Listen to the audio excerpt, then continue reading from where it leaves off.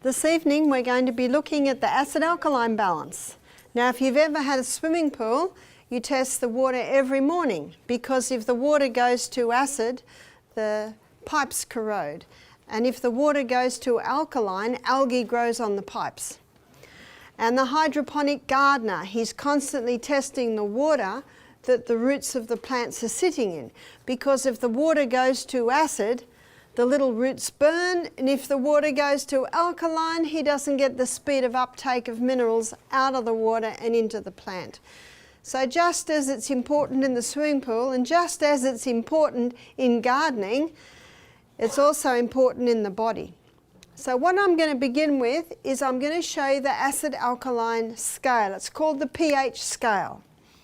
pH means potential hydrogen. So what's hydrogen got to do with it? When you dissolve acid in solution, it gives off hydrogen ions. And when you dissolve alkaline into solution, it gives off hydroxy ions. So in the middle we've got neutral, and neutral is neither acid nor alkaline, and its reading is 0.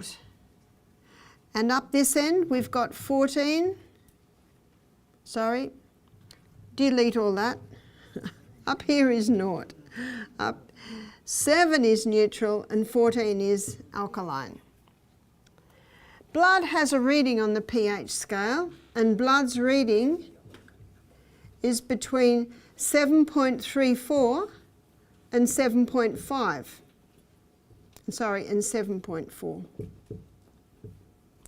There's not much variation there, is there? You see, if blood pH goes up to 8, that person can go into a coma and die of alkalosis. And if blood pH drops down to 7.22, that person can go into a coma and die of acidosis. So there cannot be much variation there. And we don't have to worry about the pH of our blood, because there are 2 organs that are constantly monitoring and balancing it to keep it in that range. One is your lungs. I was just talking with some of our students here about how they tried interval training this morning. And when you get to that 30 seconds, your lungs are moving. And you don't choose to breathe like that. What happens is you're running so fast, your muscles, which are made up of cells, so those little cells are calling out for more oxygen, but something else is happening. As you burn that oxygen and as you burn that glucose in the cell, it gives off carbon dioxide and some lactic acid, which is causing the pH of the blood to begin to go a little acid. And so the brain says, lungs, breathe deeply. Oxygen alkalizes, and as you breathe out, you're breathing out the carbon dioxide. So in that way, the lungs are helping. There's another organ, and that is the kidneys.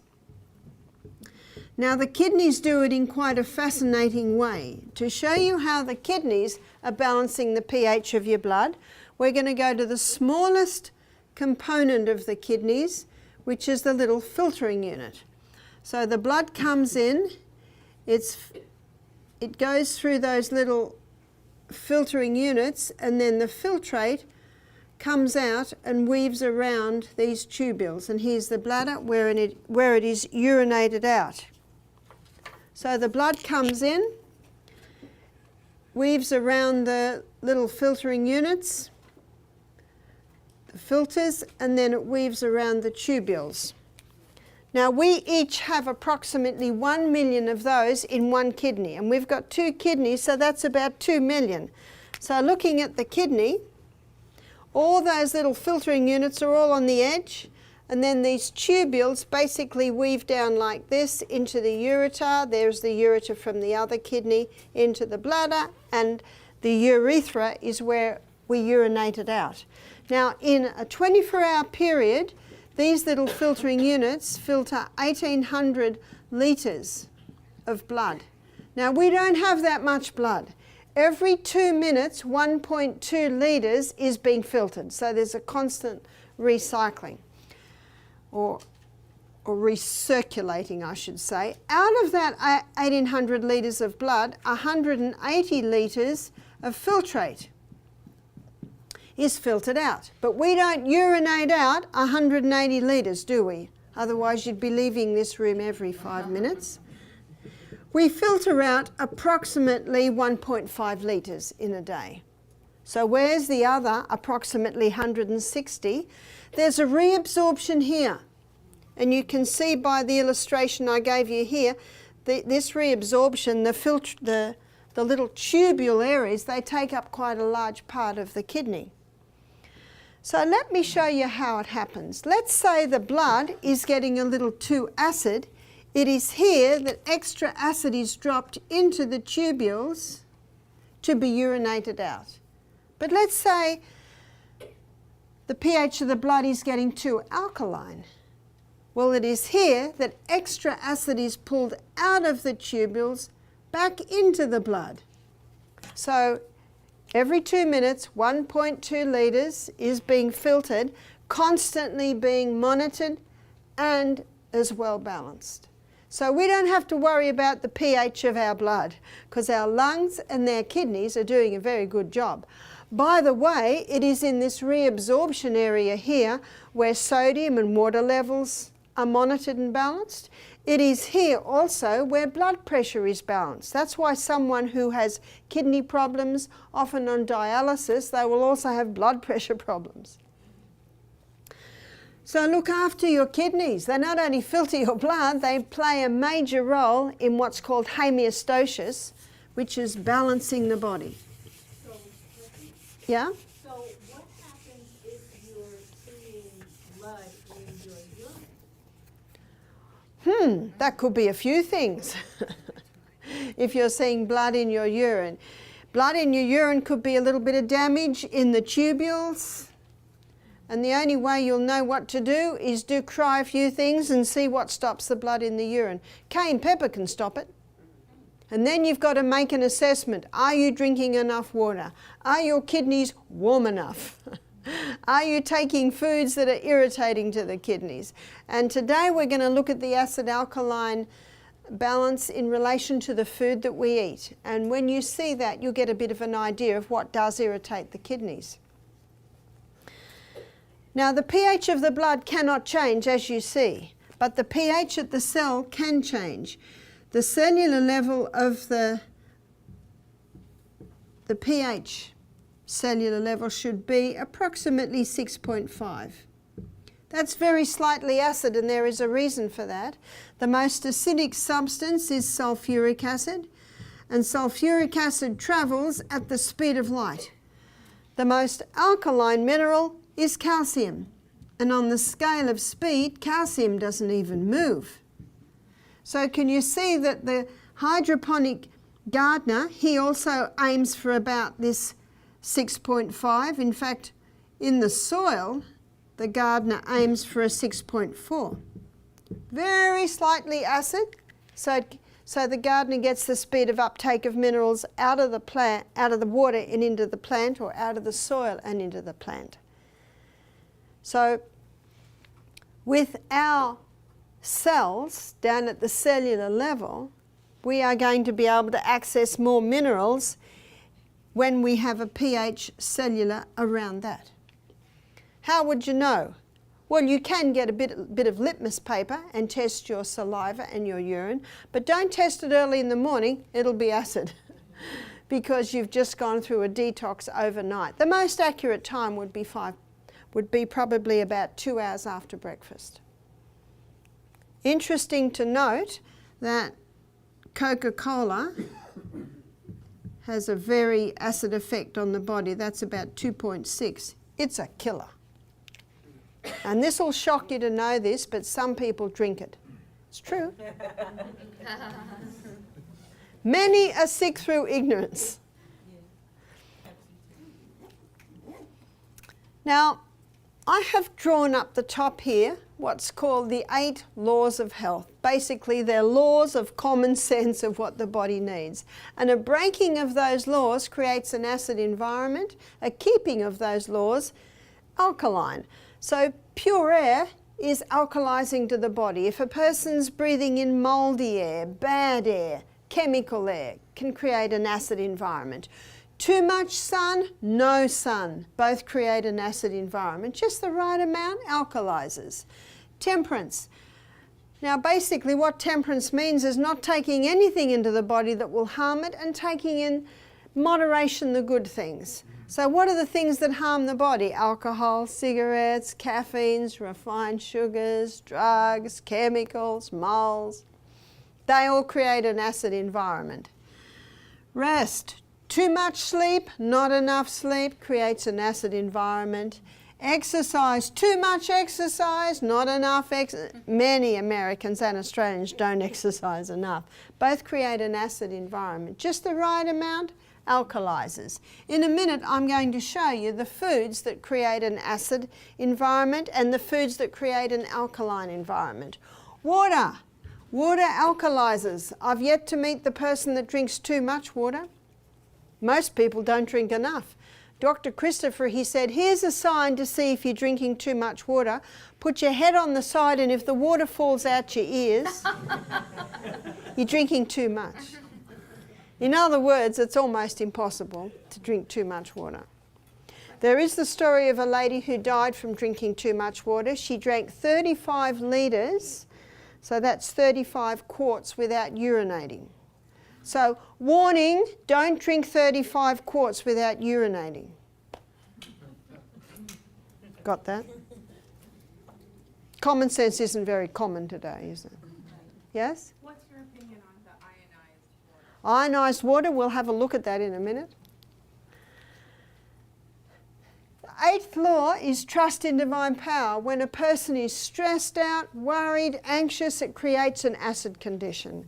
When a person has trust in divine power, there's a couple of verses that illustrate that. One verse is Isaiah 26 verse 3. It says, "Thou wilt keep him in perfect peace, he whose mind is stayed on thee, because he trusteth in thee." That peace in the soul alkalizes. Now, some of my family and friends break every law every day. Lungs and kidneys are struggling and they're just managing to keep it, and then the person has a cup of coffee or a can of Coke. Blood pH starts to drop, 7.34, 7.33, 7.32. Alarm bells go off. The last resort buffer system is called on. The most alkaline mineral in the body, which is calcium, is pulled out of its biggest storage house, which is the bones. Comes into the blood, it's a crisis, in a form of calcium phosphate, which is a crystal form, immediately neutralizes that acidic environment in the blood. 7.33, 34, we're safe, but at a cost. We now have free calcium excess floating through our body. And so what the body does, it'll dump it in the kidneys, kidney stones, gallbladder, gallstones, in the joints, arthritis, gout, on the bones as bone spurs. You've heard of a bone spur? You ask the doctor what the bone spur is. He'll say it's a calcium deposit. What's your next question? Why has it dumped it on my bone and not in my bone? Now, unless the doctor has studied nutrition, he will possibly not be sure as to why that is so. But there is a way to get rid of a bone spur. It's castor oil compresses. Get a little pad of cloth, moisten it with castor oil, put it on, put some plastic over it, bandage it on every night. If the bone spur's been there 3 years, it might take 3 months. If the bone spur's been there 3 months, might take 3 weeks. If the bone spur's been there 3 weeks, might take 3 days. So it depends how long it's been there. But I've got some good news. It'll never break down your bone. Do you remember Psalm 104 verse 14, where the Bible says God gave herbs for the service of man? Medicine calls it synergism, working with the needs of the body. But what probably affects more than anything is the food we eat. So I'm going to make a list of alkaline forming foods, and I'm going to make a list of acid forming foods. What makes the difference? It's the mineral composition of the plant. So alkaline foods are are high in the alkaline minerals, which is sodium, potassium, magnesium, calcium and iron. So these are the 5 most alkaline minerals. Now the acid-forming minerals are sulfur and phosphorus and chlorine.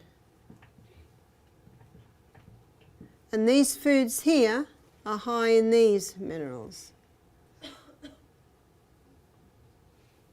So the most alkaline food that you can eat is the lemon. But isn't lemon acid? Yes, and it's acid in the only place in the body that should be acid. Any guesses? Stomach. If someone says, I've got a very acid stomach, I say, fantastic. It should be, because that's the only way your protein is going to get broken down. But then I say, how do you know it's acid? Well, it keeps coming up. But as I showed you in the lecture on the gut, the problem's not the acid, the problem is the little valve at the top. Now that little valve, to close it, you take magnesium because it's just a muscle. And that will relax that little muscle and close it. Most people have reflux or heartburn because they eat a large meal at night. So when they're lying down, that large meal is pushing against that little sphincter and stressed out. Muscles tighten and so that little sphincter opens. The lemon is a fantastic digestive aid. In fact, we have some magnificent dressings that we serve with our salads, and all of them have a basis of lemon. Sometimes they're lemon and olive oil and garlic, sometimes they're lemon and tahini and garlic and all, anyway, a whole lot of very nice dressings. They're digestive aids. But when the lemon is broken down in the gut, when it breaks down to glucose and fructose, you see, glucose and fructose are the 2 singular structures that are broken down from food. Then they go to the liver, and then the liver sends it to the cell to be burnt.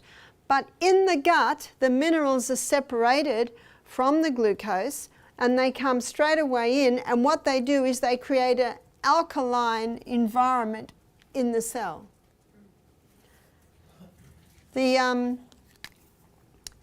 Another very alkaline forming food is dark green leafy vegetables. Dark green leafy vegetables are green because of the chlorophyll. Chlorophyll is really plant blood. Now I'm going to show you something very interesting about chlorophyll. It's very similar in molecular structure to human blood. So for purposes of illustration, I'll do it like this. This is human blood. This is chlorophyll, or plant blood. Looks very similar, doesn't it? The difference is in human blood, this middle molecule is iron. But in plants, the middle molecule is magnesium. That's the only difference. So you can just about give yourself a blood transfusion by taking high amounts of chlorophyll. That explains why green barley is popular, wheatgrass is popular, spirulina is popular, chlorophyll, green smoothies. A lot of people take these greens. And remember, chlorophyll is the most potent blood and tissue cleanser in the body. At Misty Mountain Health Retreat, and at Eden Valley, where we also run our programs, on the first day of juicing, we give the guests green barley 3 times a day because they're going through a detox and it can mop up a lot of the poisons coming out of the body. So we should eat dark green leafy vegetables every single day. Very alkalizing. Vegetables are alkalizing. But there is a question mark with the vegetables because there is one group of vegetables that for some people it has an acid effect and for some people it has an alkaline effect. It's the nightshade group of vegetables. So that's the tomato, and you call them a bell pepper. In Australia we call it capsicum. but I've been in America nearly 6 weeks, so I'm almost into the habit of writing bell pepper. Eggplant. Now, these foods are all from the nightshade group of vegetables, and the last one is potato, and I'm not referring to the sweet potato, I'm referring to the white potato or English or Irish potato. Sweet potato is not a potato, it is a yam. For some people, these have an acid effect, and for some people, they have an alkaline effect. How do you know? Well, there is a book you can buy called The Chilvers Diet, and it's by Dr. Norman Chilvers, and the whole book is on the nightshade family of vegetables, and he has got hundreds of testimonies in that book of people who conquered arthritis by going off the nightshades. And I'll tell you a story, an illustration. We had a couple come to our program, and they were in their early 70s, and they said to me, do you know, when we were 67, we booked ourselves into a retirement village, thinking we are retired now. They were both a little bit overweight, both had some arthritic pains, especially the lady, so they basically were settling down into old age. And their daughter gave them a set of my DVDs. They watched them and they thought to themselves, this sounds good. We're retired now, we can do what we want. And they do what I find many retirees do. They spend time exercising in the morning. They might even make themselves a vegetable juice, and then they have breakfast about 9 or 10. And then they have their main meal about 3 in the afternoon, then they don't eat again. So they began to exercise. The lady particularly stopped the nightshades because of her arthritis. 6 months later, she's totally pain-free. Her swollen joints are going down to normal. They've both lost 15 kilos. What would that be? Over 30 pounds in weight. Feeling good. Booked out of the retirement village. No need for that anymore. Bought a big van and decided to travel around Australia. Stopped halfway up the east coast, drove into a health retreat called Misty Mountain, and spent a week with us doing the health program. You couldn't stop the smile on that lady's face. She said, I'm in my early 70s now and I feel better than I felt when I was 50. The body can heal itself. You just give it the right conditions. One lady said, but I love this food. I said, how much do you love your arthritis? And it's not forever. So when this lady came to us, she said, I haven't eaten that for a couple of years. My arthritis is gone, I have no more pain. My swelling, the swelling had gone down, but you know, sometimes they get those hard, knobbly joints. They were going down to normal. Isn't that incredible? She said, do you think I could start eating that again? I said, maybe so. Who will tell her? Her body. That's right, her body. One lady said once she'd conquered her arthritis, she said, I can have a little organic tomato. I can have the red bell pepper but not the green. And one lady said, well, I can have the green and not the red. And another lady said, well, I can have the raw and not the cooked. And another lady said, well, I can have the cooked and not the raw. I love these stories. They're all stories of people doing what? Listening to the body. That's why I say, you're the doctor. I can advise, but the fine-tuning is yours. And your body will quickly tell you if it's not right. Am I right? Yes. Yes. She said, I have a little eggplant most days, potato, a little. Can you see you play with it?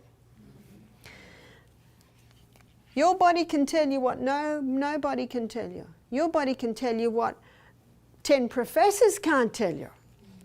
Yeah? Do you think that if you ate something that was acidifying, that if you drank like a green drink, you think it would? Yeah, if you had something that was acidifying and then you had a green drink, that certainly could help.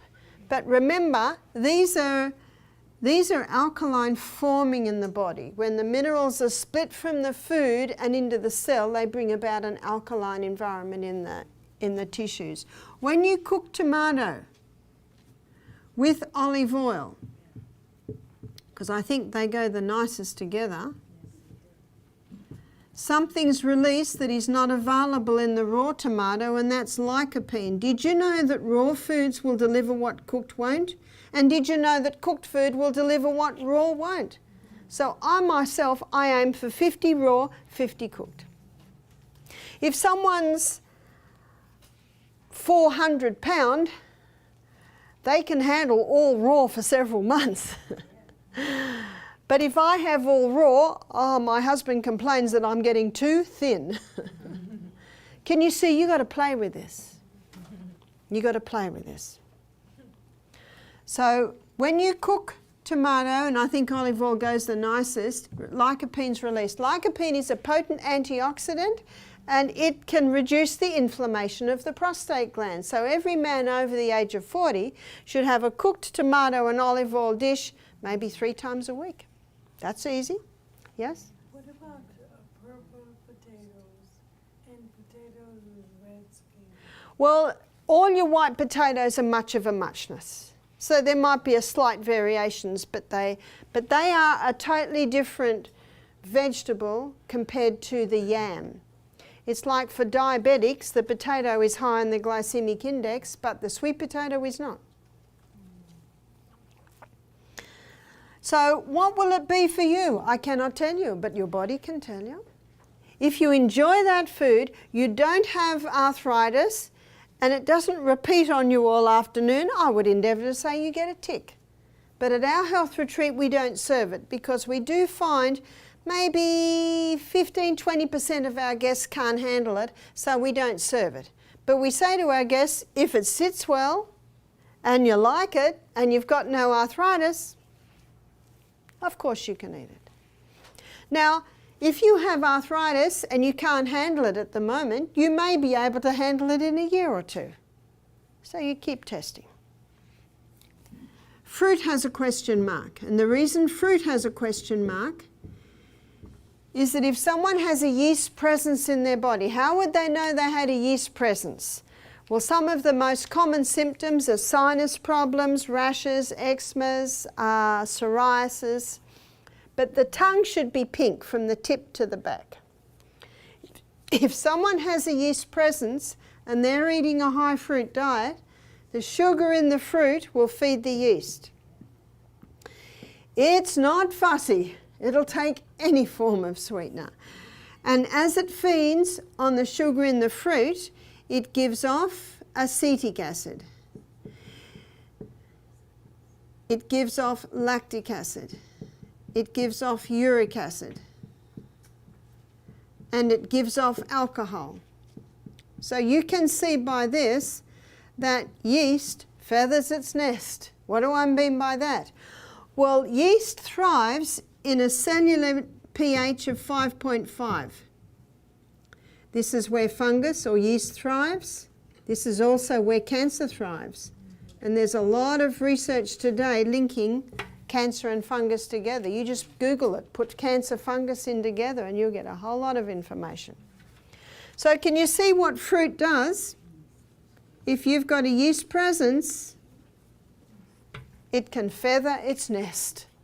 So if someone has a yeast problem, I'll give you a story. I had a lady ring me and she said, I got a rash.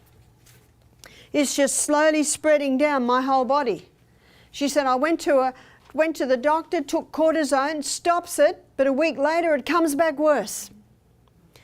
I went to a naturopath and they put me on molasses. What's molasses going to do to yeast? Do you know, some people say to me, I tried the natural way and it didn't work. There are many natural ways. So she rang me up and I said to her, stop the molasses. In fact, at the moment, stop all fruit, eat lots of vegetables, have some legumes, nuts and seeds, go to the health food shop, get some olive leaf extract, grapefruit seed extract. 2 weeks later, her husband rang. He said, wow. She said it stopped it in its tracks. And back up it went. Interesting. Now that's a strict diet. Once the rash goes, she doesn't have to stay on that diet. You see, it's just for a period of time. It's not forever. That's why when someone is sick, you got to think of them like, you got to put their body like in the nursery.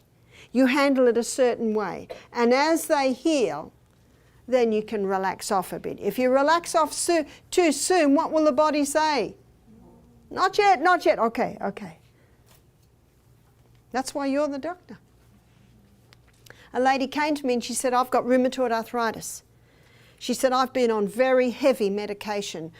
She said, I've been on steroids, I've been on chemotherapy type drugs like methotrexate, very nasty drug, anti-inflammatory. She said, I've got myself off all my medication and I go to see the specialist and I don't tell him. Otherwise he won't see me. She said, I just sit there and go. I take the next script, go home and throw it in the bin. She said, every now and then, if I'm not drinking enough water, if I'm maybe not eating right, it all comes up again. She said, I'll go back on the drug for a little bit. She said, after being to your health retreat, I now know, instead of going back on the drug, I just take high-dose turmeric, fantastic anti-inflammatory, go back on a very strict no nightshade diet, alkaline diet, and grate up the ginger, put it in a little package and wrap it onto my sore joints. So easy. She said, I don't think I'll even have to go and see that guy anymore. I really appreciate when I hear a story of people who've conquered it. Yeah? And remember, there is a great physician. His name is God. He made our bodies, and I believe He prompts us and leads us in the way that we shall go. One of my favourite verses is Psalm 32, verse 8, where God says, I will instruct thee and teach thee in the way that thou shalt go. I will guide thee with mine eye. Love that verse. You can see why. In fact, I think He brought you here today. In fact, I think He brought me here today. Millet. Millet is the alkaline grain. What's millet? Birdseed. Budgies eat it. Do you have budgies? I guess, sorry, budgerigars, it's an Australian bird, and we feed them millet. And they spit out the husk and they eat the kernel. You can buy hulled millet. And the hulled millet cooks down to a very nice porridge. So that's why I say to people that, you know, like oats for breakfast, I say alternate. Have millet one day, oats another way. It's an alkaline grain. Quinoa is also an alkaline grain. Buckwheat is an alkaline grain. Amaranth is an alkaline grain. Spelt is an alkaline grain, and kamut. Now let me tell you the wheat story at this point. The wheat that God made is called Enkhorn, and it has a very fragile protein or gluten structure. Now it is not sure when, maybe a couple of thousand years ago, Enkhorn did a wild hybrid with a field grass and produced the Emma strain of wheat. Now the Emma strain of wheat is not quite as fragile. This is the protein or the gluten structure, but still fairly fragile. Fragile is important. Fragile means that the grinding and the cooking and the chewing and the digestive enzymes easily break it down so it can be absorbed into our blood. Now in the 1950s, a group of scientists put the Emma wheat through some intensive crossbreeding, and they produced a wheat that only grows this high, has a thick stem and a very high yield. We had one farmer, he said, we get 10 times more grain with that wheat than with the original wheat. Original wheat grows that high, but the new wheat grows that high. You have a look when you're driving past wheat today, it'll be this height. That's the hybridized wheat. Now what was never addressed was the effect on the human body of this hybridized wheat. Last night I showed you how it changed the starch structure. Now it has made a very complex gluten structure. So the hybridized wheat, in the hybridization process, it produced a very complex protein or gluten structure. And almost only a cast iron gut can break that one down. Now, if that wheat flour is made into a sourdough bread, the culturing process in the sourdough bread breaks it down so that it's less complex.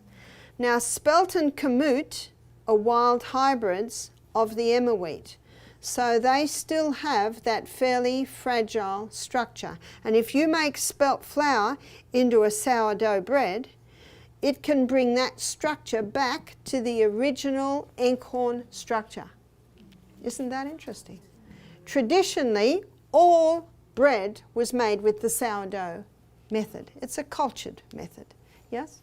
What's the best way? Because I've used the millet, but it's so tough. You've used the what? The millet? Millet. Did you buy hulled millet? Hulled. Might be my accent. The hull's taken off it. Because you can cook unhulled millet for 2 weeks and it'll still be tough. Yeah. But it's just very, very tough. But we just buy the hulled millet and it cooks up to a very nice porridge. Ezekiel bread, the wheat has, you know, even organic bread today, wheat today, is still the hybridized one. But with the Ezekiel bread, they have sprouted it. Now, a lady that I gave in a lecture last week in Milwaukee, she said that what she does, because any wheat you buy now is the hybridized wheat, she sprouts it, blends it with a little water, pours it onto trays and dehydrates it to make crackers. Now that sprouting process would break down the gluten. So that would be all right. Because it can be very sad if someone's bought a big bag of wheat last week. So now, what you're best to buy is either the spelt or the kamut. Now notice the time frame. 1969, Dr. Norman Bulag got a Nobel Prize for his hybridized wheat. They did it to save the starvation crisis, and it certainly made a difference. And no one complains about that. 1970s, this wheat went worldwide. Farmers loved it. Only grows this high. Sometimes they can get 2 crops in a harvest. More grain per acre means more money, which of course is important for the farmer. 1990s, every cereal, every bread, every cake, cookie, donut, pretzel, pasta, pie, pizza is made out of the hybridized wheat. I've got a friend who's a physician. She said, 20 years ago you never heard of gluten intolerance. We know it's big now because just going to the supermarket there are whole sections that are gluten-free. Why is that?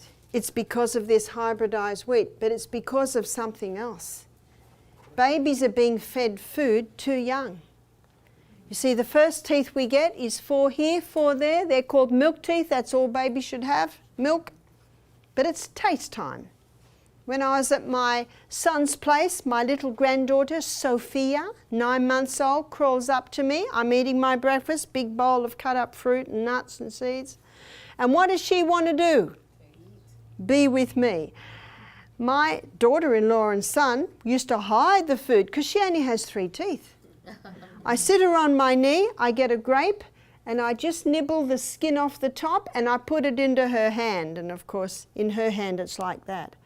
And for 20 minutes, she happily sat there sucking on that little bit of grape while I ate my breakfast. You see, when they've only got a few teeth, that's taste time. And at lunchtime, she did the same thing. I had a big plate of broccoli and greens. I gave her a tiny little head of broccoli, lightly steamed this big, and she sat there for 20 minutes nibbling on that. That's what you do. They're social creatures. They just want to do what you're doing. But if they've only got 3 teeth, they... See, the next teeth that come through are the molars. They come through at the back here. They're the grinders. What do we grind? Grain. And it's not until those molars are through that ptyalin is released. And ptyalin is the enzyme that breaks down starch. So babies should have no starch until their molars are through. When do the molars come through? Between 14 and 20 months of age. What are mothers told to give their babies between 4 and 6 months of age? Cereal. What cereal? Pure starch. Malabsorption syndrome is set up in the gut of those babies. So that's another reason why we're seeing so much gluten intolerance, because of this malabsorption syndrome in the gut. There is another reason, and that is Americans and Australians overdo the wheat. And as I showed you the other night, isn't this common foods? How many people do you know have cereal and toast for breakfast, sandwiches for lunch, pasta for tea, donuts or biscuits, well, cookies, sorry, we call them biscuits, mid-morning, mid-afternoon? That's almost 100% wheat. I've met some sick vegetarians. They said, we were healthier when we were eating meat. What happened? Instead of eating meat, they now eat pasta, rice, bread, just overload of the wheat. You see that?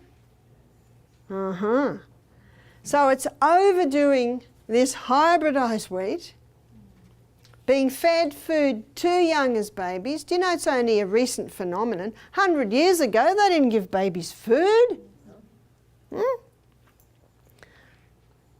I was talking to a lady in Fiji. She's 19, single mother.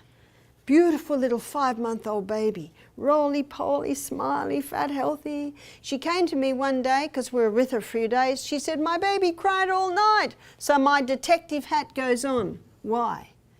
Did you give the baby, do something different? Oh, my mother and my auntie and my grandmother and the baby health centre said my baby must be given cereal. Now here's this fat, healthy, roly-poly baby. What does a fat, healthy, roly-poly baby tell you? They're getting the right stuff. Okay. But the book says, who wrote the book? Oh, well, the people that make the Farex, the people that make the rice cereal, the vested interest. I said, does your baby have any teeth? She said, no. I said, well, the baby hasn't teeth, the baby shouldn't eat. She said, that makes sense. Next day I saw her, how's your baby? Oh, happy. I saw her a week later. I said, what did your mother and your grandmother and your auntie and the baby health centre say? She said, they were not happy with me. I said, well, what did you say to them? She said, the baby has no teeth. And they were silent. Common sense isn't very common, is it? And when you get a paediatrician writing in the newspaper, your baby will be smarter if you feed it food younger. Do you know, anyone can say anything. That's why we've got to go back to common sense. I had a lady ring me, her baby's 18 months old. She said, my baby just is not interested in food. I said, that's perfectly fine. How many teeth does he have? 4? I said, he doesn't need it.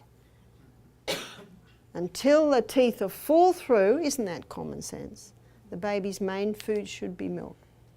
Do you know in biblical times they would breastfeed babies till they were 5? We don't have to breastfeed them till they're 5. My last baby I breastfed till he was 3. That was a bit of a stretch, last baby. He's 28 now. There's another reason.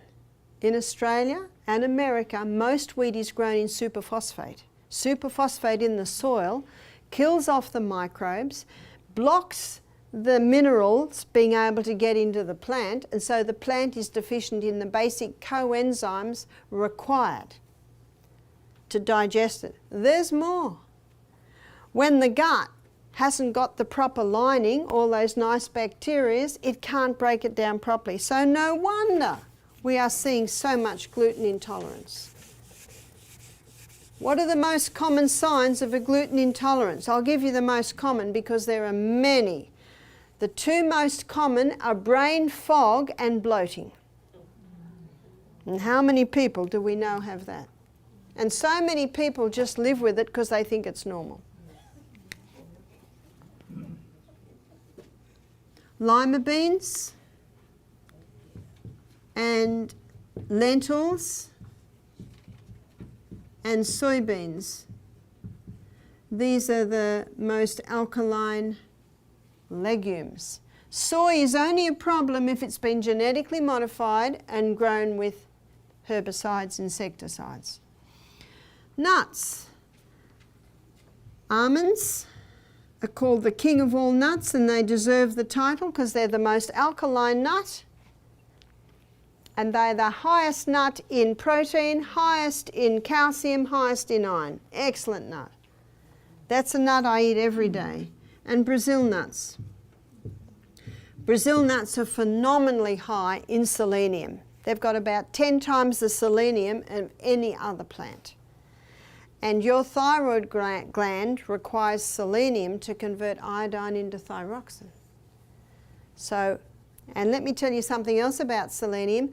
Mercury has an affinity for selenium. So if someone's got mercury fillings in their mouth, that can be gobbling up all their selenium. So a person can have thyroid problems because they got mercury fillings in their mouth. Whew. 5 Brazil nuts a day will give you all the selenium that you need for the day. Yes? Do you soak your nuts? Do I soak my nuts? No. If you chew your nuts well, you digest them well. For someone with gut problems, soaking them may help. All your seeds. Sunflower seeds, pumpkin seeds, chia seeds.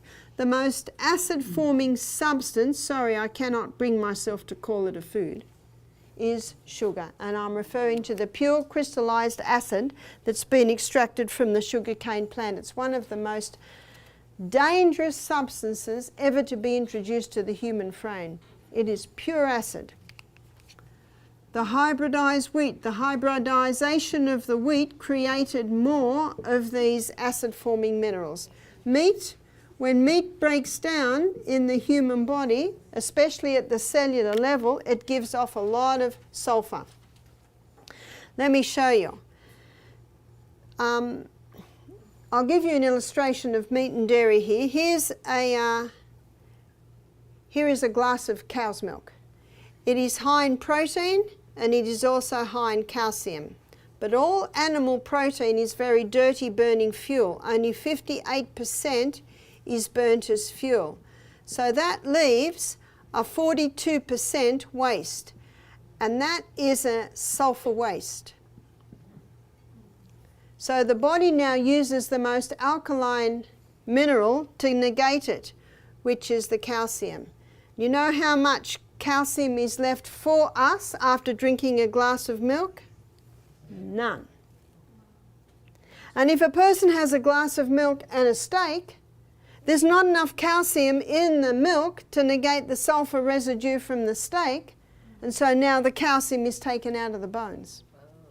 The countries in this world with the highest consumption of meat and dairy products have the highest incidence of osteoporosis.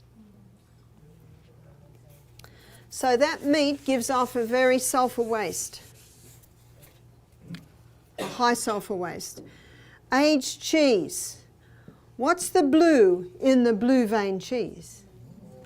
It is mold, and it is very acid. Fungus, very acid. Now let me do a pH of 7 here. This is your feta, ricotta. Cheeses like that, they're fresh, so they don't have the mold factor, so they're more at a pH of 7.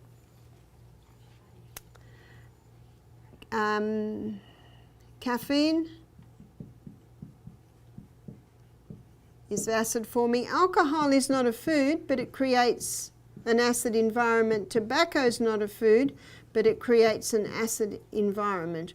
All your other grains, other than the list on the alkaline side, all your other legumes, other than lima, lentil and soy, and all your other nuts, other than the Brazil and the almond, have an acid effect.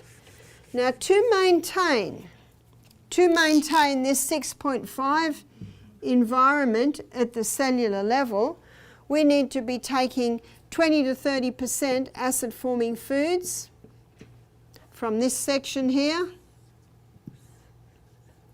and 70 to 80% alkaline forming foods. Now that ratio will maintain the 6.5 environment. Let's go over to our carbohydrate list that we looked at last night. How many are from the acid side? Cereal, bread, cakes, pretzel, pasta, pizza, pie, rice, sugar. And you deep fry the potatoes in 2-week-old oil, they can come over too. You call it French fries. We call it chips in Australia. What would most Americans be eating? 90 acid, 10, yeah? And what's the number one killer in America? Heart disease and cancer, neck to neck, yeah? Yes. Same as in Australia, neck to neck. Sometimes one goes ahead a little bit, then another time the other goes ahead a little bit. And as I looked at last night, the combination of the sugar in the milk, the high sugar, alcohol, the caffeine, tobacco, damaging the arterial walls, causing that cholesterol to start building up to try and protect it. Many are sick through ignorance. Many are unaware that the food is actually killing them. One of the easiest ways to alkalize your food program is to eat more vegetables, more dark green leafies. Start pursuing the other grains. We need a little acid. One lady said, "Oh no, rice is over here and I love rice." We need a little acid. A little rice is fine. But instead of having a whole plate of rice, have a little bit of rice and a whole lot of lentils and a big salad. See, by doing that, you actually change the ratio a little bit. One lady said, "Oh, I love chickpeas," and they're on the acid side. I said, "I love chickpeas too," or garbanzos, sorry. You call them garbanzos. I love garbanzos too. And I had some for lunch yesterday. We need a little acid. It's all about the ratio. Now, just outside this hotel here, do you see when you come in, there are those big bushes with the big white flowers? They're hydrangeas. Now, sometimes you'll see hydrangeas and they're pink.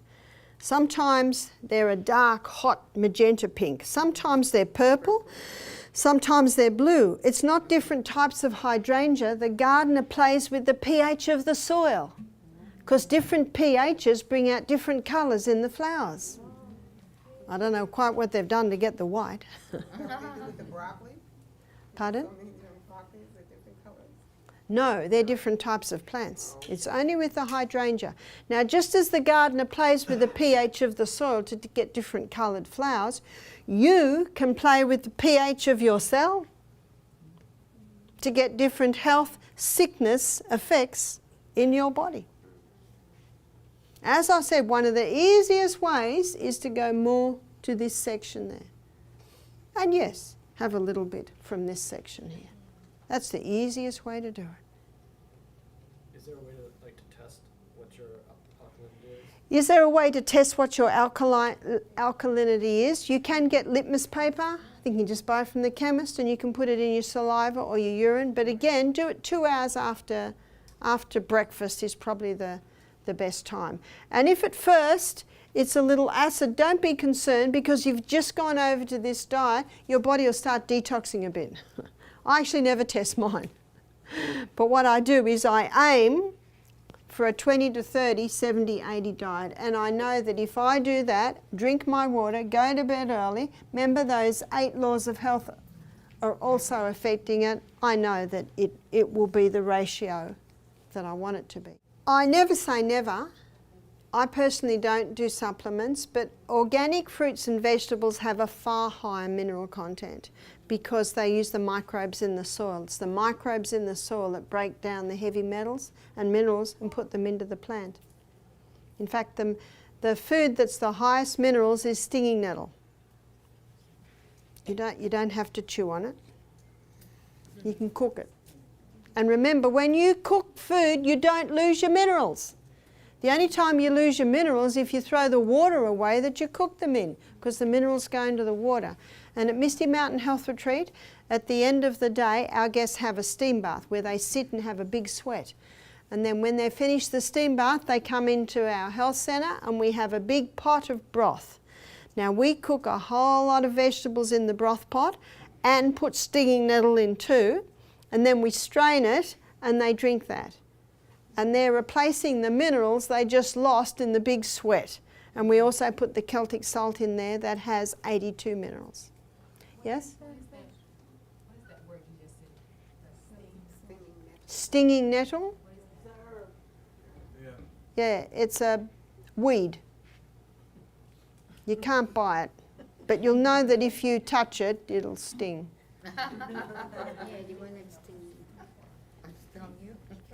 But its roots go very deep, so it accesses minerals from deep in the soil.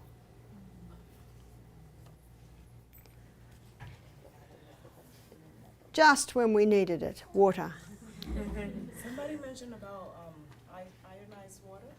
Ionised water, yes. Someone mentioned alkaline water. A lady rang me up. She said, Barbara, we can't really eat the way you eat. We like our sugar. We like our, a bit of junk. But she said, we have the alkaline water. It's really not going to do a lot. And alkaline water machines are expensive. What has more effect on your body is if you keep those laws of health and have a more alkaline diet. And if you have some water and put a squeeze of lemon in it, it will alkalize it. Now what I'm going to be talking on now is the mind. So can everyone hear me? I'm just wondering, the green light is on. Yep. Now if you look at the brain, from side on it looks like that, and if you look at the brain from top down it looks like this. If you want to know what your brain looks like, look at a walnut. Now there are two lobes in the front, and medicine calls it the frontal lobe, and it's in the frontal lobe of the brain where our intellect is. It's in the frontal lobe where our reasoning powers reside, where judgment takes place, and where our will is. And the will is the governing power in the nature of man. So it's a pretty important part of the brain, isn't it? And in the human brain, it takes up about the front third of the brain.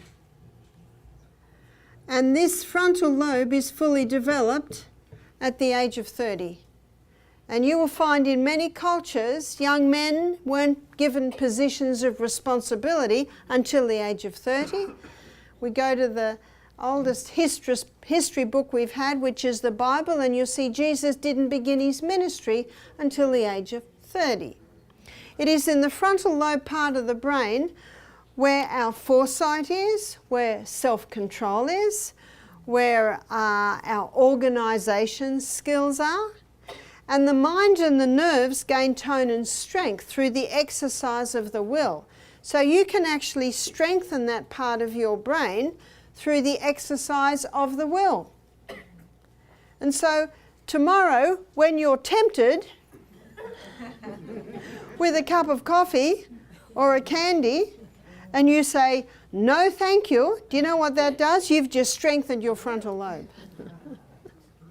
Remember, mind and nerves gain tone and strength through the exercise of the will. The will is not a muscle, but it is just like a muscle, in that the more you use it, the stronger it gets. Now, the will shouldn't be beaten to pieces, and it shouldn't be let allowed to go wherever it wants. It's so important for parents to train their children. The Bible says, train up a child in the way that he should go, and when he is old, he was not depart from it. You see, habits can be our best friend or our worst enemies. And the brain cell looks like this. And this is what our brain is made up of, is about 1 trillion of these. And these cells do not touch each other, they communicate with each other via little chemical messengers. And here is the next nerve cell. And the messages can be travelling from cell to cell at 200 kilometres an hour. So the messages come in, they're encapsulated, then they're sent down the arm into the little boutons and into the next cell. That's how it all happens. And our brain is made up of 1 trillion of those. And when we develop habits, it's basically pathways that come in. And the more we go down the pathways, what's happening? The stronger it gets. Now let's say you've got a child. And the little child, and I see it happen because I'm on the plane a lot, wants the iPhone. And the child can't have the iPhone. What does child do? Scream, cry. I've seen a child on the floor near me screaming, and I've seen the parents with lollies, or candies you call it, trying to, and you know what I know? That isn't the first. And what happens at home, and I'll show you how it happens. Say, child, and why does child want iPhone? Do you know if child never had iPhone, child wouldn't even want it because they wouldn't even know what it does. But so often when parents are busy, they give the iPhone to the child, total silence. And they can do whatever they want. It's attractive, especially when you're in a hurry or especially when you're busy. And then when it's time to take the iPhone off the child, what happens? Then the tantrum. And the parent says, I'll just ignore it. And then the child, every time they can't have something, what happens? At first it's only one, it gets bigger and bigger and bigger and bigger. And then it gets to the point where the child is tantruming every time things don't go their way. They've got a strong pathway established. So we'll take this one away. This is called the tantrum pathway. Basically, the child has got into the habit of tantruming. So what do we do with that child? Well, there's a very effective way to actually cure them of a tantrum. Now, let's say they're tantruming on the floor here. Well, you don't want to do this treatment on the floor because it'll wreck the floor. So you pick the child up, you know, they're screaming and crying, and put them on the veranda. You get a bucket of cold water and whoosh, child will go, looks at you, you look at child says, that was cold. And mother says, yes, you were getting a little hot under the collar. I just wanted to cool you down. One lady said to me, that's child abuse. I said, that is not child abuse. I tell you what is child abuse, allowing the child to tantrum. Because when a child tantrums, it hurts their nerves, it hurts their muscles, it hurts their ligaments, their tendons, their digestion stops, their colon blocks up. Did everyone hear that? And it's just a hydrotherapy treatment. Wonderful tonic. And often the next time the child goes to do it, all you have to do is reach for the bucket. And if the child is tantruming and you put the bucket of cold water on and they get even angrier and start up again, you just say a 4-letter word, more. Some very stubborn ones will need another one. But can you see how the parent or the uncle or the aunt or the grandparent reacts? Calmly. Sorry, sweetheart, you were just getting a little bit hot. I'm just cooling you down. See why you don't do it on the carpet? Because you're going to have to muck up the carpet. And you know what the child will learn? They will learn that's not working. Now, a child's frontal lobe isn't very big, but I can assure you it can be trained. Now, what a lot of parents do, they don't decipher between the act and the child. And when you get angry at a child, do you know what the message is? I don't like you. And if you nip it in the bud, the parent doesn't get angry because it's been dealt with. And so you can actually cause your child to be more intelligent by having limits. There are guidelines and there are limits. Let's just say you say to the child, whether they be 5 or 10 or 15 or 20, you can go anywhere here but not into that square. What's the first thing they do? And they look straight at you. Why? Is what they said true? And if the parent says, or the aunt or the uncle or the grandparents say, I told you not to go in that square, you know what they think? That didn't hurt. I told you not to go in the square. Rah, rah, rah. What an interesting noise. Don't go in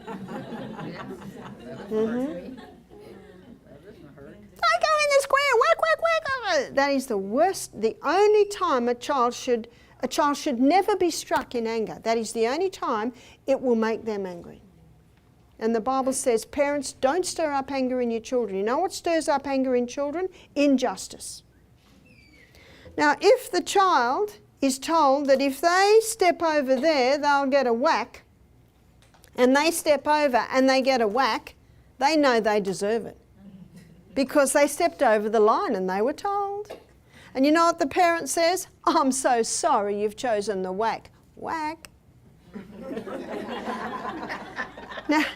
Now, as a friend of Michael's said to him one day, don't play smackies.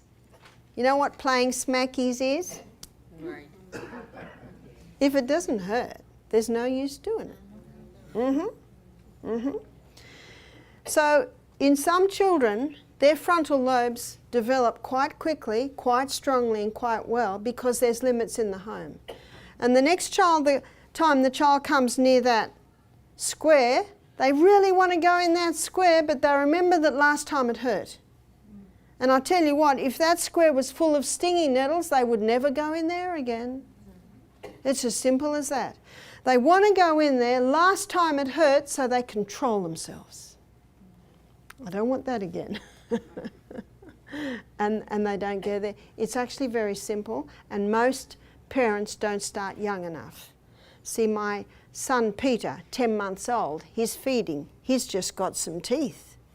He stops sucking because when they suck, they use their tongue and their top lip. And to bite, they have to pull that tongue in. And he bites, and I go, ow!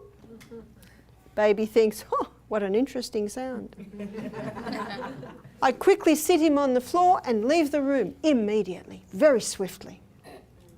What does he do? He hasn't even had half a feed yet. Wah! I let him cry for about a minute. Also, breathing deeply to the pain to stop. I come in and I smile at him. Do you know what the smile says? I love you. And I say to my son at 10 months old, will we try again? You'd be surprised what they know. Yes. They can tell by your tone. I do not pick him up until he stops crying. I say, stop, stop. I pick him up. If he starts crying again, I put him back down. Now, if he fell over and hit his head and he was crying, I would pick him up straight away. You see, there's a difference. He stops crying.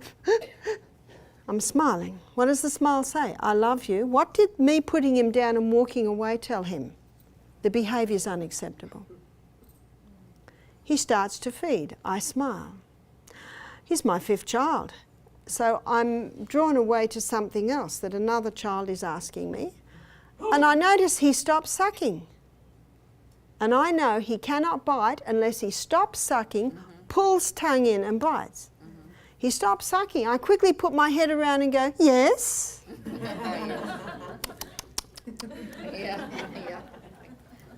And he never bit me again. You see, it's training them. They need your guidance as to what is acceptable and what is not. Now, none of my children tantrumed, and I think it's because at a young age there were guidelines.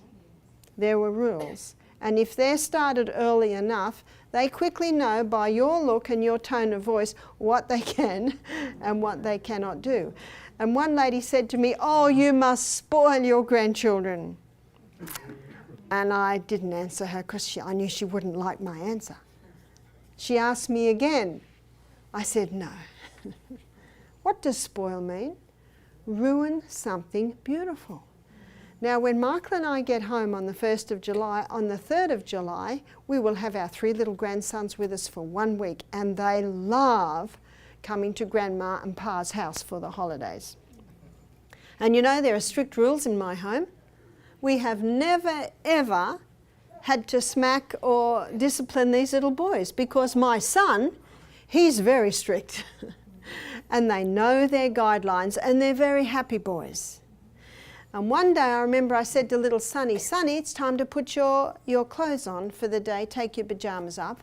I turned around and he still was just reading a book. I said, Sonny, and he still read the book. I said, Sonny, and he looked at me and I said, does Grandma need to get the naughty stick? He took his clothes off. Right. You see, I don't have to do a thing because he's had the naughty stick at home. And I'm so glad my son has done the work. Then I don't have to do it. And oh dear, us grandmas don't like smacking our little ones. And I'll tell you a funny story to illustrate. When I had all my children at home, a lady dropped her 2 little ones with me just for the morning while she went shopping. And little boy 7, little girls 5. And the little boy was running around helping me all day. Do you want me to dry the dishes? Please. And the little girl was just quiet and she just stood next to her brother all day long and did whatever he did. And then he said, do you want me to do something else? Well, you can go and get some kindling for the fire, you know, the little sticks. And then he'd come back and want to do something else. And after about a couple of hours, I said, your parents must be very happy to have such a good helper. He said, oh, look, it took a lot of smacks to get us this good. Not mortally wounded. So those parents obviously would not have smacked in anger. Can you see there's a big difference there? You see, the will needs to be gently guided and directed, not beaten to pieces, not allowed to go wherever it wants. And these children make excellent workers. You know, there are many tradesmen in Australia today who are not apprenticing young men or young women because they say they don't come to work on time, they don't do what they're told, if we put them near a computer, we've lost them for the day. Whose fault is that? It's the parents. That's right. There must be rules in the home because when they leave home, guess what? There's rules. A mother said to me recently, my husband's very, very hard on my children. I said, good. She said, but sometimes he's mean. I said, good. She looked at me and I said, you know, it's a tough world out there. It's a very tough world out there. And it is better that it be a little bit hard on the children in the home with loving parents who love them and prepare them for what's out there. She said, but I find it very hard. I said, I know you do. You got the mother heart. I said, that's when you go and put the clothes on the line. Do you do that in America? That's when you go and dig a garden. And I think men more know that it's tough out there, whereas the mother heart. And that's why what I said to this mother, I said, you must never go against your husband in front of the children. In fact, they can cope with that better than if you come in and say, hey, what are you doing? That upsets the child. Can you see that? And if you think the husband was even cruel, later that night you say, husband dear, can we talk? You know, and he will talk. But you know, the Bible says, men, love your wives. Because many men think that loving the wives is, they got a car, they got food on the table and a house. But no. Women need to be told that you love them. Women just love. And so you know what the Bible says to women? Women, reverence your husband.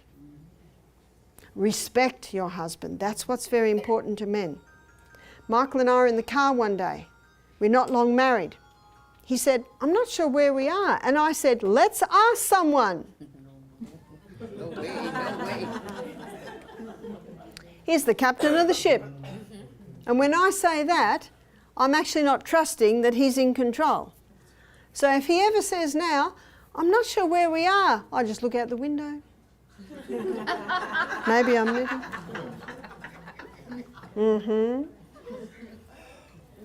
You know, it's so important because we are giving messages also to the children.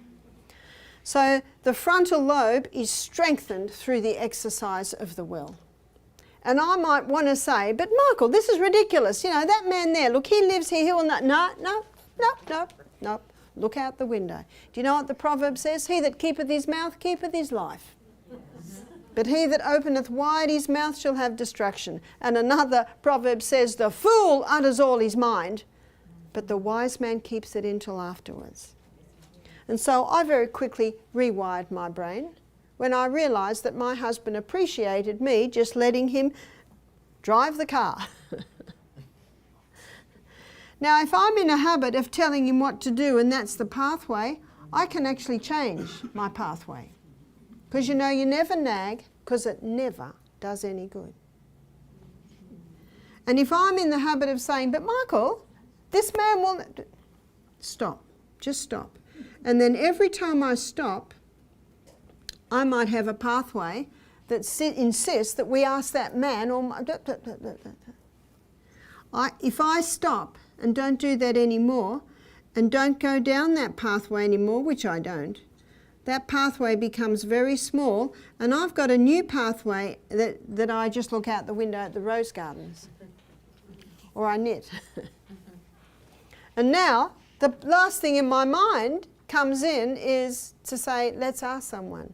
That pathway's long gone. And do you know what science shows? We can be rewiring our brain right up until the day we die. And same with the child. It's developed a strong habit of tantrums. You'll be surprised how quickly the bucket of water and they won't go down there anymore. And you know what the good news is? You can take them anywhere. And now they've got a pathway where they've learnt to control. We all get challenged, we all get frustrated. The back part of our brain is the feeling part. And that feeling part is a bad boss because the feelings go up and down like the wind, but the front part of the brain is a very good boss. Because every decision that this part of the brain makes is made according to intellect, reason and judgments, and that's what it should be. Do you know the problem is when someone is breathing in bad air, they're not having enough sunshine, they're living on the stimulants, the sugars, the caffeines, the drugs in many cases, the alcohols. Do you know that all compromises frontal lobe? And so things are said, feelings are manifest that should never be manifest. That's why the fool utters all his mind, but the wise man keeps it until afterwards. Do you know the Bible says in Colossians 4 verse 6, let your speech be always with grace, seasoned with salt, that you may know how to answer every man. And remember, practice makes perfect, and practice makes permanent. There's the permanent pathway. There's an excellent book. The man's name is Keith Lehman. And he's written a few books now. One is called Have a New Kid by Friday, and it's just the laws of cause and effect. He's written another book, Have a New Teenager by Friday, Have a New Husband by Friday, Have a New Self by Friday. And I knew a lady, she read halfway through the book, Have a New Husband by Friday. She threw the book down and she said, stupid book, all it's talking about is me.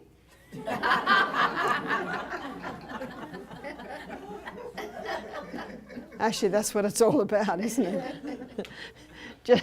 just the way that it is handled.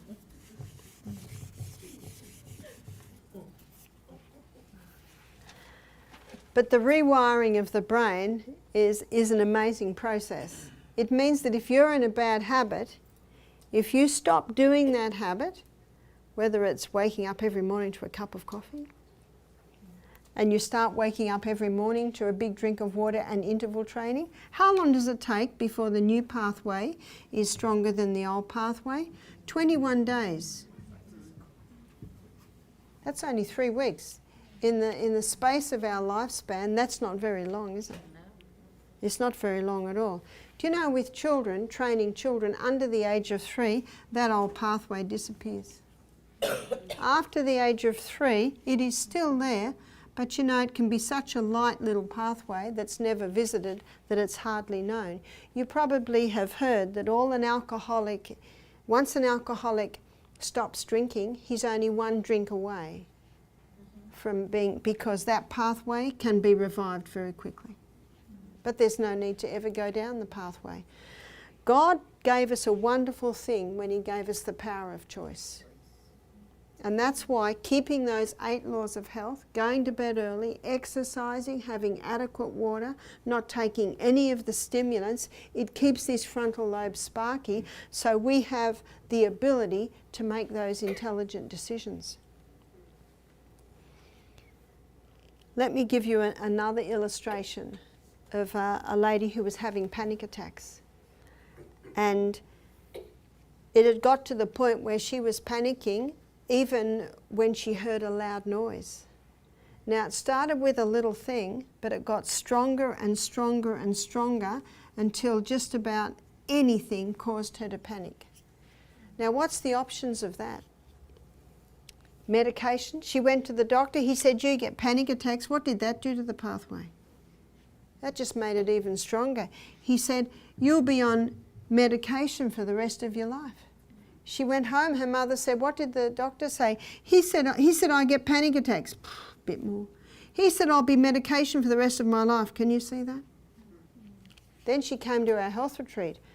When she told me her story, I said, I think you're panicking about your panic attacks. She smiled. What did that say?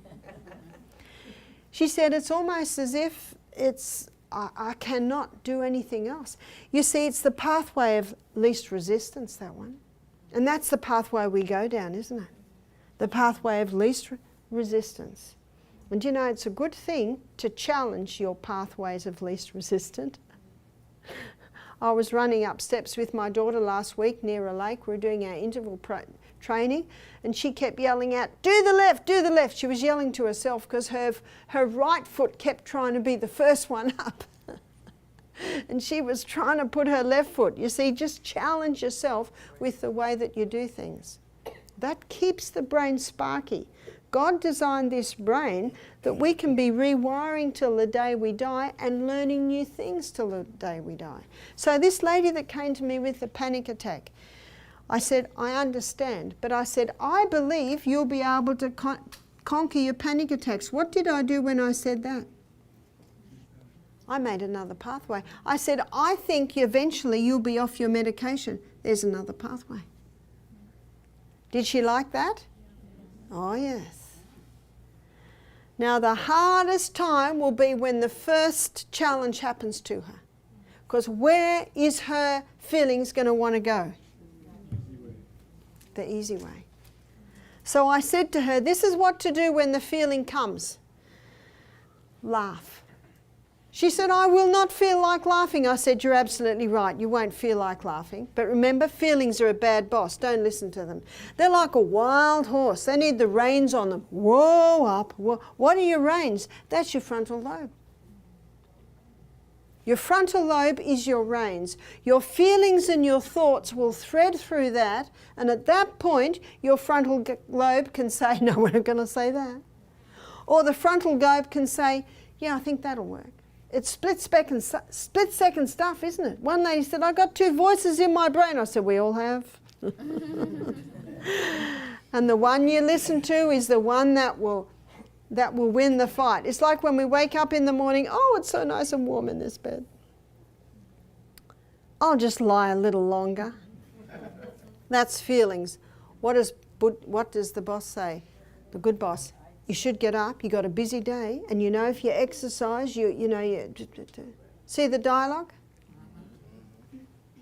And you know, that's where habit can really help. I'm in a habit of getting up early. I'm in the habit of exercising I'm in the habit of having my water by me and my salt, and every time I wake, I'm in the habit of it. So your habits can be your best friends or your worst enemy. If you're in the habit of laying in, if you're in the habit of getting up, putting the kettle on, making your coffee, it's a challenge to change that habit. But it can be done. So I said to this lady, next time you get a panic attack, I said to her, laugh.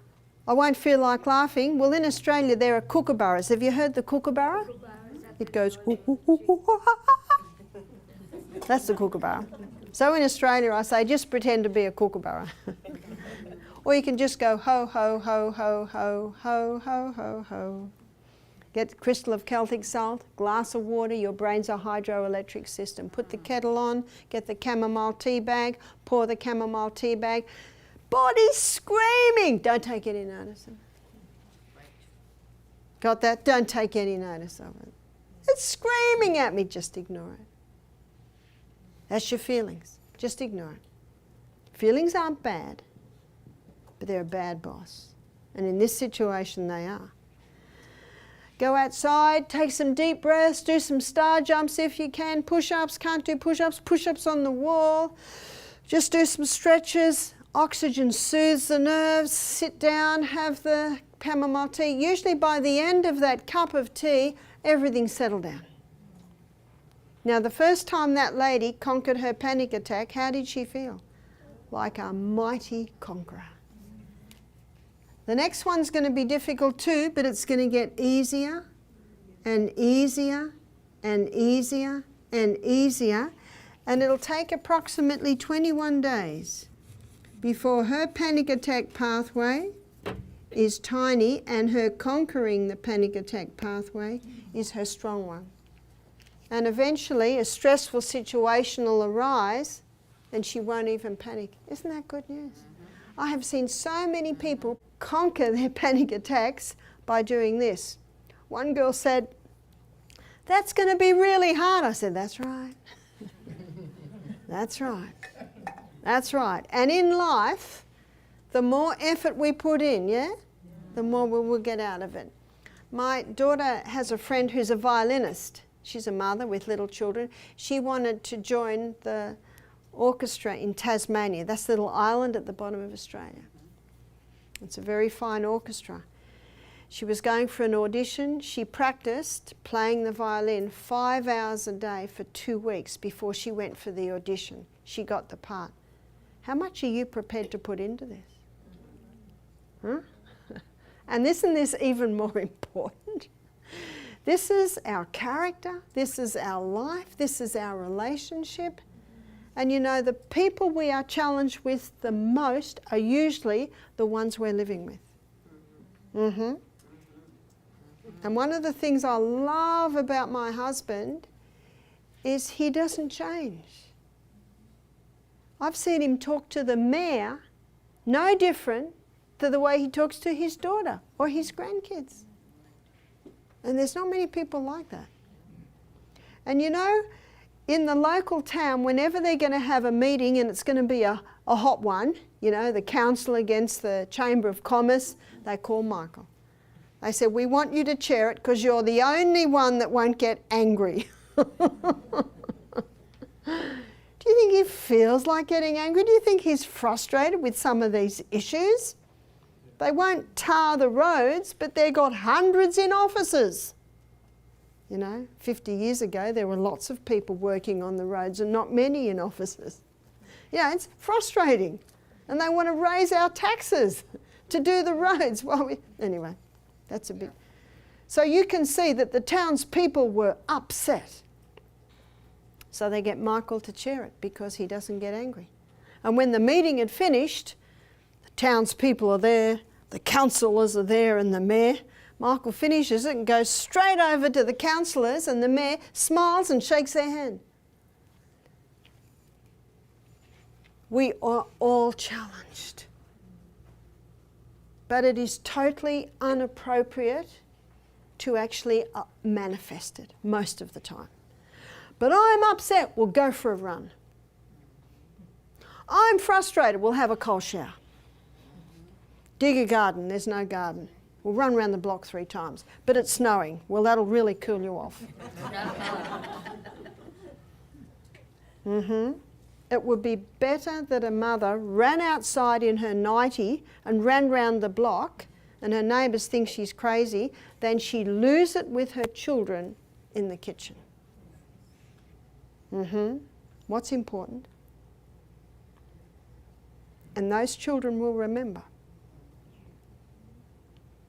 That's why the Bible says, he that is slow to anger is better than the mighty, and he that ruleth his spirit than he that taketh a city. And when I married Michael, I had 6 children, he had 2. It was nearly 19 years ago, and my son William was only 10. And I had seen him prone to anger a few times.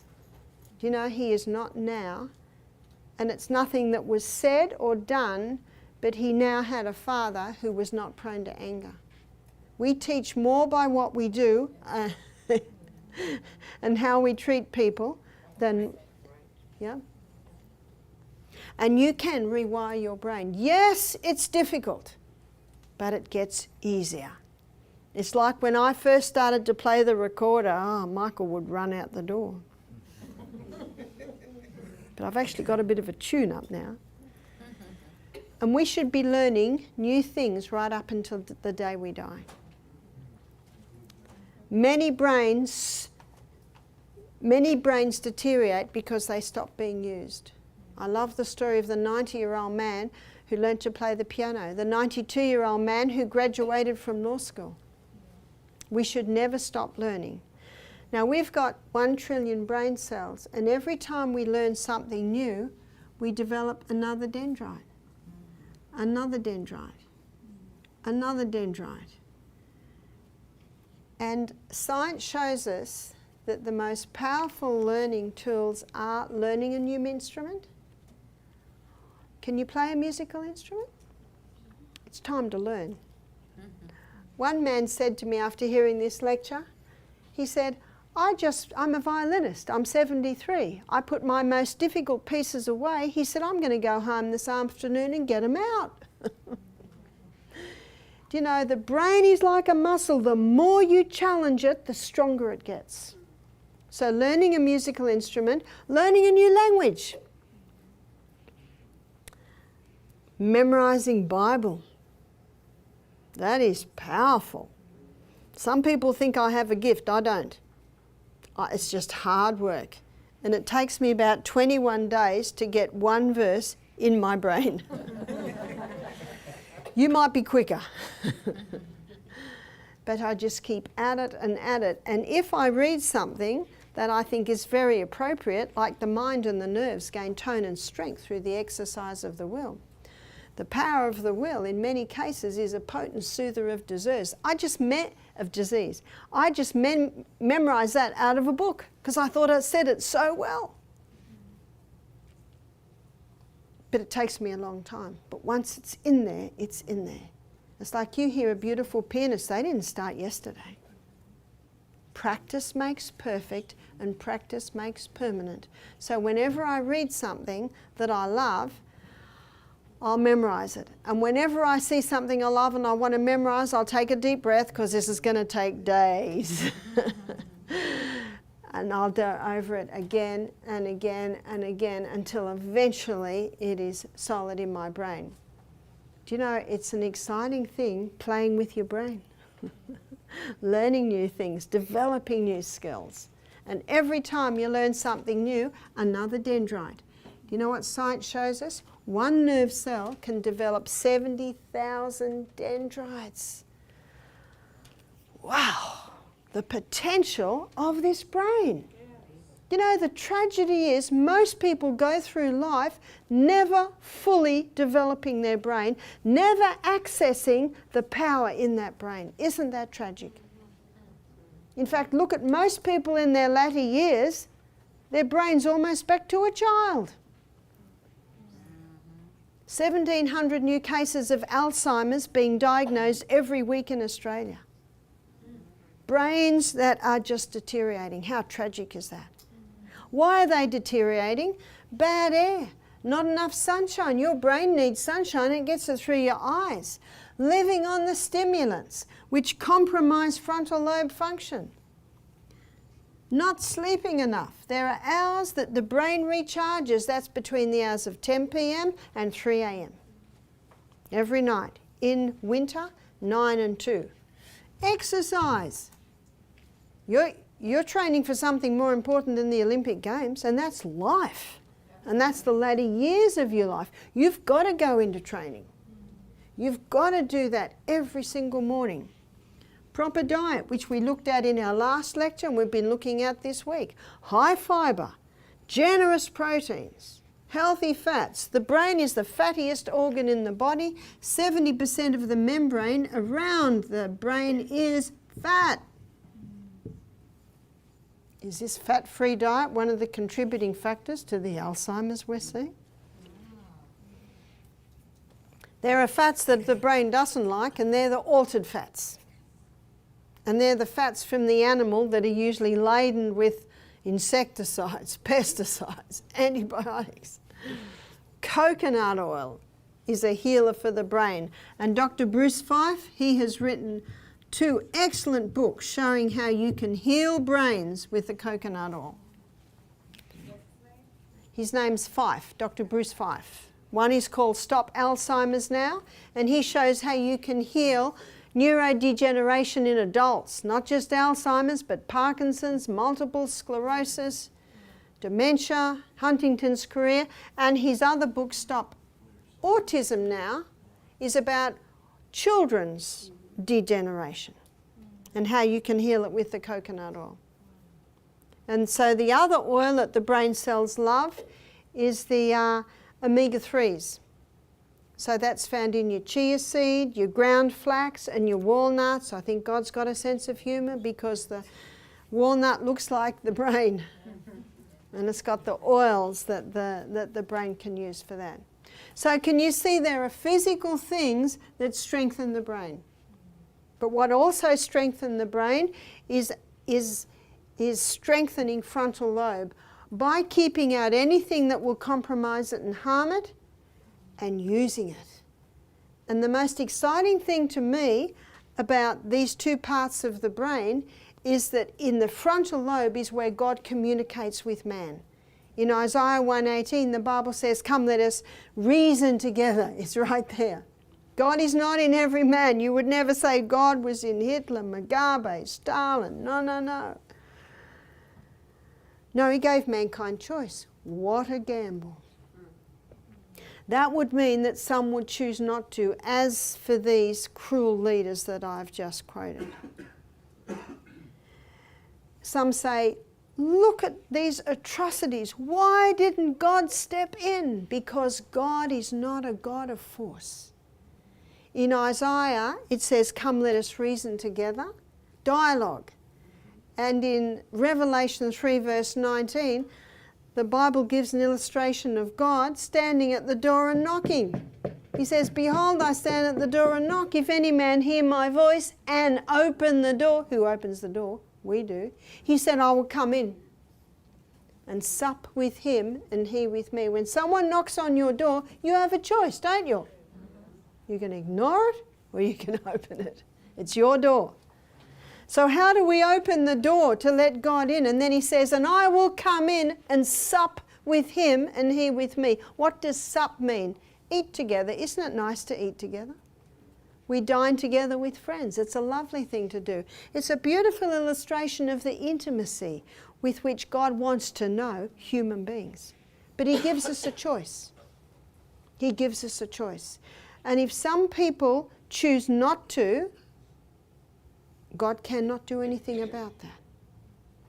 One man said to me at the program, he said, "Well, if I was the guy up top, I'd get a machine gun and mow them all down." And his wife laughed and said, "And what good would that do? Then the next crop would jump up." It's a hard problem, isn't it? And if God got a machine gun and mowed down all the what we'd call when I was little baddies, does that fix the problem? No, it's a heart problem. It's actually not a heart problem, it's a frontal lobe problem. God woos us through our intellect, reason and judgment. He woos us and he appeals to us through that, and then we make the choice. See, what we need to understand is the true force of the will. You see, that's the governing power in the nature of man. It's the power of decision or of choice. Power of choice God gave to man. You cannot change your heart. In fact, you cannot give to God its affections, but you can choose to serve him. You can give him your will. He will then work in you both to will and to do of his good pleasure. And the best decision I ever made was at the age of 25. When I read a book, it was called Your Bible Anew, and it explained God. It explained how the Bible was written. And when I finished reading that book, I got down on my knees and I gave my life to God. It was the best decision I ever made. Do you know what I gave him? My frontal lobe. And I actually give it to him every morning. I say, Father in heaven, guide my words. Give me wisdom for the day, especially when I had all those little children. I said, give me wisdom with each child. And you know, he is very faithful. But remember, he is not a God of force. He will never come in an uninvited guest, because then he's a God of force. Can you see that? Yeah. And it explains a lot of the suffering on planet Earth. But you know, when you read the Bible, it takes the veil aside. And when you read the Bible, it talks about why there is suffering, where it all began, and you know what else is good? It tells you where we're going. Heaven is real. And to me, it answered all my questions. And that's very nice to know. And what I love about the health message is, I believe the ultimate aim of the health message is to strengthen frontal lobe so human beings have a clear mind and are now able to make the decision to know God. Such a personal thing. So I would like to encourage you to strengthen your frontal lobe. Use your frontal lobes to increase your dendrites and increase your brain, and pursue the knowledge of God. Let me finish with one little section in Proverbs that I memorized, because I thought it explained so well what I believe God has called me to do. It's Proverbs 22:17. Bow down thine ear and hear the words of the wise, and apply thine heart to my knowledge. For it is a pleasant thing if thou keep them within thee. They shall withal be fitted in thy lips, that thy trust might be in the Lord. Have not I made known unto thee this day? Have not I written unto thee excellent things in counsel and in knowledge, that thou might know the certainty of the words of truth? That thou might be able to give an answer to them that are sent unto thee. Beautiful words. In fact, it's a nice place to start. Proverbs. Just put the Bible, halve it, and you'll either come up with the Psalms or the Proverbs. Psalms are just before Proverbs. And that is like the best food that you can put into your mind. The great God of heaven that made us, made our bodies, made our minds, made our frontal lobes, gave us the incredible privilege of choosing to know him. And to get to know him, reread of him. So thank you for your attention these last 3 days. And I trust that you have been inspired to look after this incredible trust that God gave to us, the body and the mind. So thank you.